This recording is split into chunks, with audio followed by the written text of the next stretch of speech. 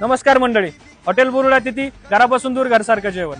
तर अस्सल गावरान बोकडाचं मटण खायचं म्हणलं तर नक्की हॉटेल बुरुडा तिथीला भेट द्या। त्याचबरोबर अस्सल गावरान काळ्या मसाल्यातलं सुद्धा जेवण आहे। तर आपल्याकडं गवारा मटण थाळी कशा पद्धतीने दिली जाईल ते सांगतो तुम्हाला।